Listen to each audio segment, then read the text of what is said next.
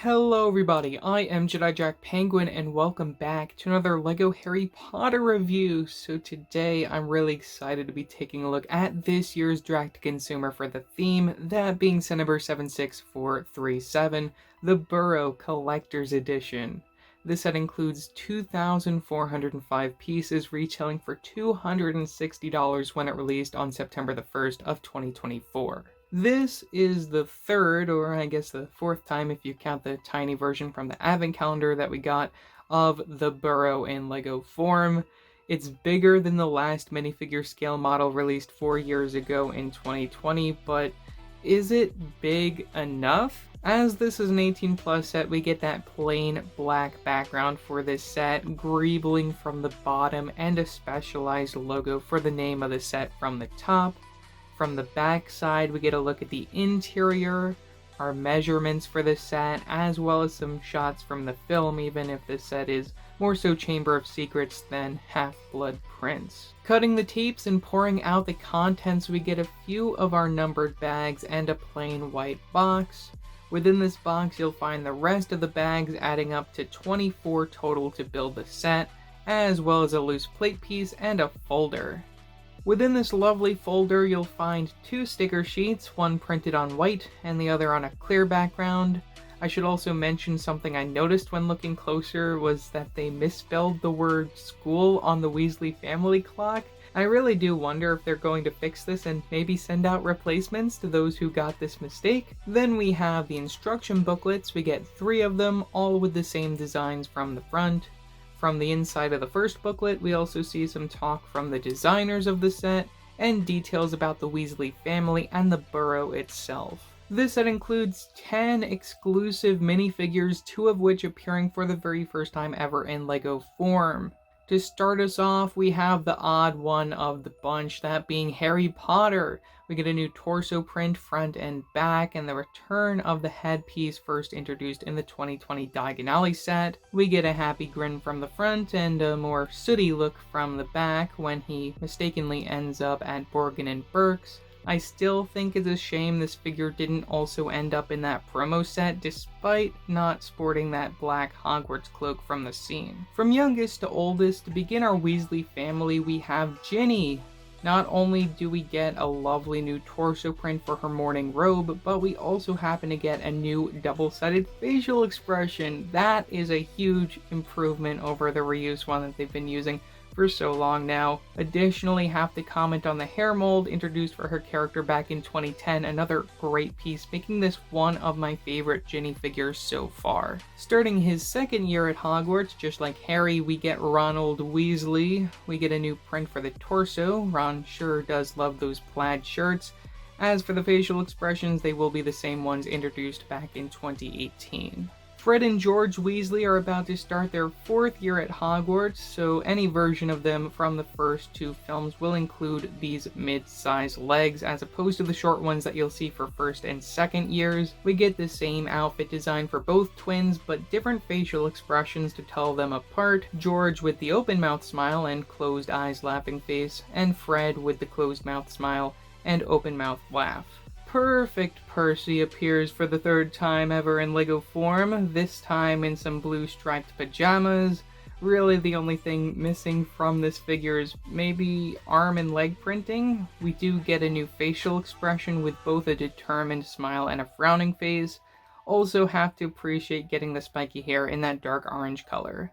A big deal for many Harry Potter fans in this set is the inclusion of Charlie Weasley as a minifigure. This character is featured more so in the books, but unfortunately never made it to the films aside from a few mentions and the Egypt family photo in Prisoner of Azkaban. I feel like LEGO definitely got to explore some creative liberties with this character. We get new prints for the torso featuring maybe a dragon leather coat. He's also wearing some protective gloves and holding what should be a dragon egg, all to just reference that he works with dragons. We also get a new double-sided facial expression with both a smirk and a frown, and as for the hair, I really feel like they made the right choice using the Hobbit hair in that dark orange color. I really hope that this is the start of more book characters. No doubt we'll see Charlie again once sets exist for that TV show.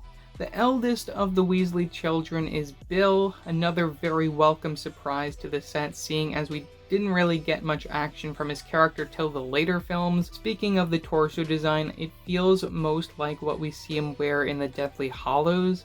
I feel like this is a print that they could bring back the next time we see his character in a set.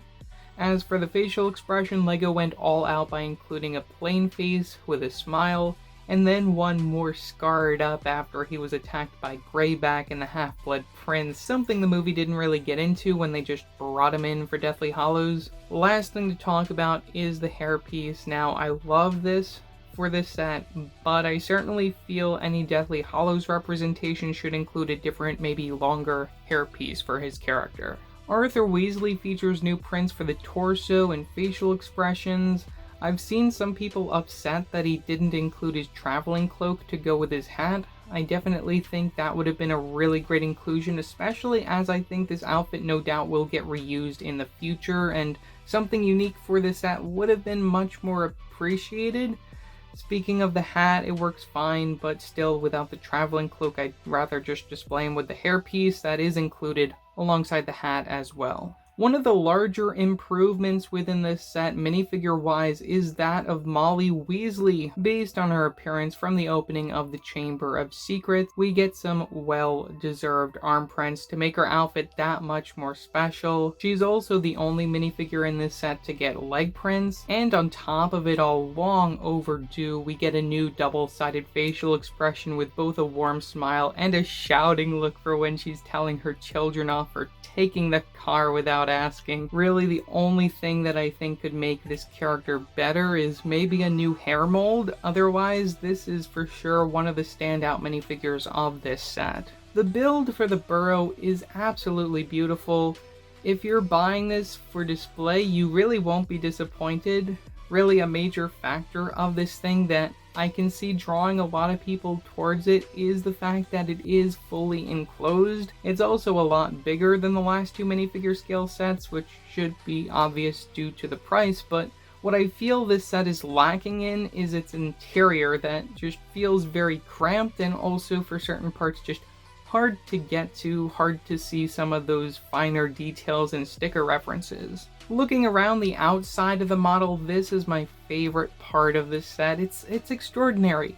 It really is the selling point of this set more than anything else. The way that they were able to capture many of the angles and tilts of this location, it's just so perfect. And being able to see it all around with it being fully enclosed is just a bonus. One major feature from the outside of the build is being able to represent the two different versions of the Burrow by swapping the pig pen out with the front patch of grass. Both sections are connected using Technic pins, the front one being a little hard to remove, sometimes leaving the Technic pins behind, but still you have the option to swap these two sections if you'd like to. The only other part of this house that I really wish that I could change along with this is maybe that front awning above the door. Make it a little bit longer for the Half-Blood Prince version, but even so, I just think it's fine and good enough the way it is. Moving around the build, I love all the snot, studs not on top techniques to create the walls. The use of stickers for the stained glass was one of my favorite parts of the 2020 Burrow, so I'm really happy to see it return here. And I also love how they include the supports from the four sides. They really did a great job. Above the front door that features a new mold introduced earlier on in the year, we get the awning that hides a little lantern inside it. We have red, brown, and orange-brown slopes to create the first part of the roof. I really like the use of tiles in some places as possibly replaced shingles. I should also note the use of the stairs piece to just serve as a base for those parts to just flow so neatly was one of my favorite parts of the build. To assure a strong support for the top half of the set, LEGO uses Technic beams leading up to the front upper half that locks the bottom room into place. The room above that one can be removed from the situation for better access if you would like. From the back side of the build, we get the back door using a common door piece instead of the cool one from the front. Moving up, we get a mix of dark tan and nougat bricks forming the walls. a sideways window, complete with 2 stickered pieces. Another part I really love about the exterior is the techniques to get those angular windows. They just look so interesting and pop out of the build in a way that you don't really see too often from most other LEGO sets. Attached from the side of the build, you'll also see Errol, Percy's owl, using the open wing mold to fly. This is a new print. We also get a Hogwarts letter, common print, for him to smash into the window with. From the side of the front top room, we get a weird mix of windows, probably to show how the Weasleys may have used whatever materials they could afford to make this place. From the opposite side, we have a small balcony with yet another different door piece, and we also get another awning that uses stickers to give it texture. Then behind this section, we get a more open balcony area that can be accessed by any of the family members. This leads up to the chimney, and then the attic rounding out the top of the set. Opening up the Burrow to see the interior, from the side without the pig pen, you'll notice some clip connections keeping the front and back sections together. These, along with the 3 separate Technic axles with holes opposite, make for an easy access to this section. Starting with the bottom section and working our way up towards the top, we have the dining room. We get 8 places to sit or stand your characters to recreate the opening of Chamber of Secrets. You'll also see the Weasley's family clock that unfortunately has that spelling error as I mentioned earlier on, but something you can actually do with this clock is make it turn. We get a gear from the outside of the set that you can just make it spin. It doesn't really make any sense, but it's a feature nevertheless. We also get a reference to Molly's obsession with Gilderoy Lockhart with a picture, a signature, and even some of his books. We get stickers for the many shelves with various food and potions and even cookware lining the back. And I guess I should also mention among them is one of those 2 collectible portraits included in this set. These are distributed randomly and there are 14 to collect. This set helped me find one I was missing, Salazar Slytherin, who I'm rather happy to just omit from this interior of this set. From the opposite side of the dining room, we get a small part of the kitchen. We get another interactive feature where you can have a pot cleaned with magic, just like the movie. From the opposite side, we get a small part of the living room with Molly's knitting chair and a small set of drawers. From the top back of each side, you'll also see various suitcases, likely filled with school supplies not needed over the summer vacation. Finally, from the center, a feature that goes quite well with the promo set that released alongside this is the fireplace. We get a little cup from the side that should be for the flue powder. We also get the fireplace itself that has a spot to stand a minifigure inside, and translucent green cheese slopes to represent the flames made by the flue powder. To activate this feature, we get a spot right above the section that you can turn to send your character up through the flue network and to their destination, that being the promo, at least till we maybe get a new Ministry of Magic or something that utilizes this feature again. Now, unfortunately, once you use this feature, your character is stuck there till you bring them back down with the gear system. I kind of wish that there was a way to bring the character outside of the build and maybe send back the standing spot for the next character. That I think would have made this even cooler. Not sure how they would have done that though. Last thing I wanted to look at from the bottom floor is the wall above the fireplace. Here it looks like we have a few artworks from the Weasley children as well as the family's Egypt portrait, and even the cat-shaped coat hanger that I really wish had Ginny's jumper on it, but oh well. Above the dining room, we get the first bedroom for the Weasley twins, Fred and George. We get 2 beds along with various Weasley's Wizard Wheezes prototypes scattered around the room, including the return of the extendable ear print, some sticky trainers for walking on walls, and weather in a bottle. All 3 of these are also pointed out on that little chalkboard diagram. Above the twins' room, we get Molly and Arthur's bedroom. That's almost completely taken up by the bed itself. That is such a good looking design. The stickers really make a difference in making it stand out on top of the fact that it's slightly tilted.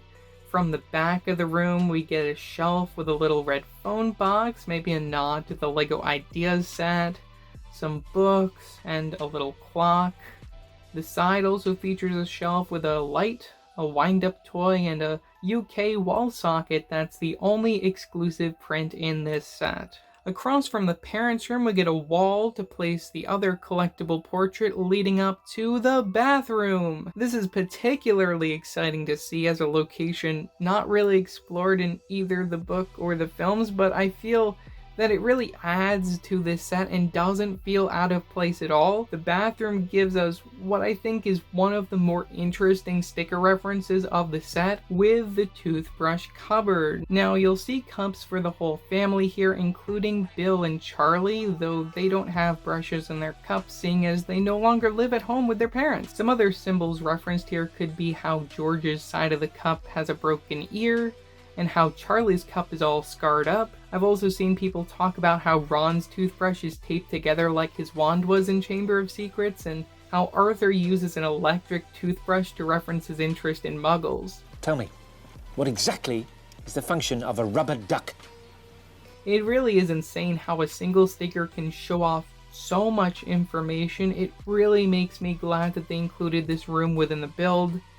Finishing up with the bathroom, we get a toilet and a sink, studded room for a character to stand, and some stickers for the wallpaper from the very back. Behind the bathroom, with no doors in sight to get in or out, we have Ginny's bedroom. We get a bed for her to sleep in with a green sheet featuring her favorite Quidditch team, the Holyhead Harpies. We get a small desk with that same Daily Prophet print from back in 2018. And two stickered posters, one for the wizard band The Weird Sisters, happy to see that one return, and the other featuring Gwenog Jones, captain of the Holyhead Harpies team.